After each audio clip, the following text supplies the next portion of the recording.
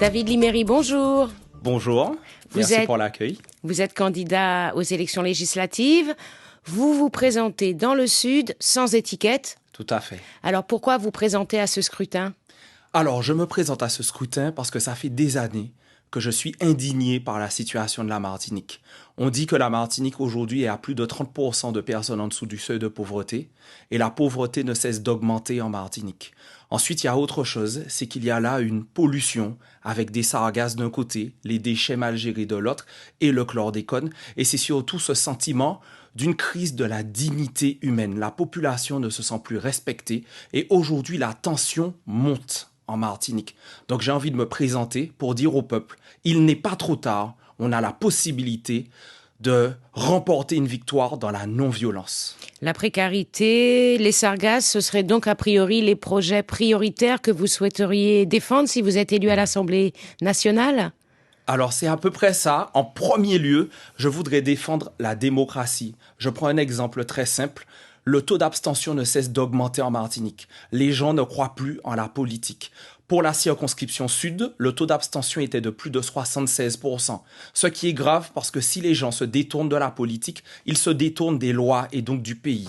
Donc ma priorité, c'est de leur redonner confiance à la politique en luttant contre les conflits d'intérêts, donnant accès au référendum d'initiative citoyenne, réformer le Conseil constitutionnel, je ne vais pas rentrer dans la technicité, mais c'est pour l'accès aux lois, à la liberté. Ça, ce serait un point. Le deuxième point, c'est la santé. Sans la santé, on ne va nulle part. Donc sauver l'hôpital public, c'est une priorité, notamment en abrogeant la T2A. On a besoin d'un hôpital qui s'occupe de tout le monde.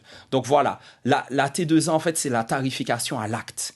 Et on a aussi, voilà, donc c'est important, et lutter contre les déserts médicaux. Les gens ont besoin d'avoir des médecins à proximité. Et dans le sud, comme dans le nord de la Martinique, on est particulièrement touché par le manque de médecins.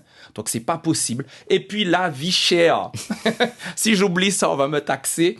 La vie chère. Donc, on a vu un exemple avec Free rapidement. Quand ils sont arrivés, tout de suite, les prix des autres tombent. Donc, faire jouer la concurrence, c'est important. Mais pas que. L'octroi de mer et d'autres aspects, le transport, il faut actionner tous les leviers.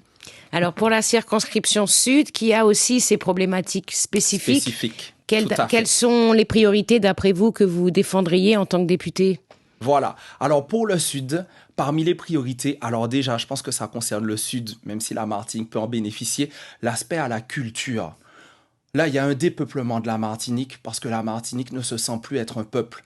On a beaucoup de personnes qui partent parce qu'il n'y a plus d'attractivité. On ne se voit plus, on ne se rencontre plus. Il faut qu'on défende notre créole aussi, notre musique. La culture, c'est important, il faut faire peuple. L'autre chose, c'est la pollution.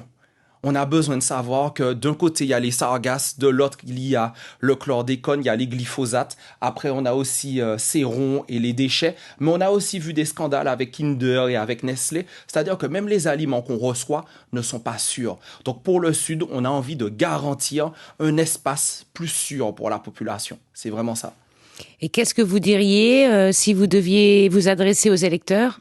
Alors, si je dois m'adresser aux électeurs, chers électeurs, certes, je suis un petit candidat, mais j'aime dire que la Martinique est petite, mais qu'elle est quand même talentueuse. Donc, la force ne se résume pas à la taille. Je crois aujourd'hui que nous n'avons pas à nous résigner parce qu'ensemble, nous avons assez de force pour remporter un grand combat. Si vous me faites confiance, je vous donne la garantie que je me battrai avec vous pour qu'on puisse redresser notre île et rayonner dans le monde pour donner un vrai message d'espérance. À très bientôt. David Liméry, merci. Merci à vous. Merci pour l'accueil.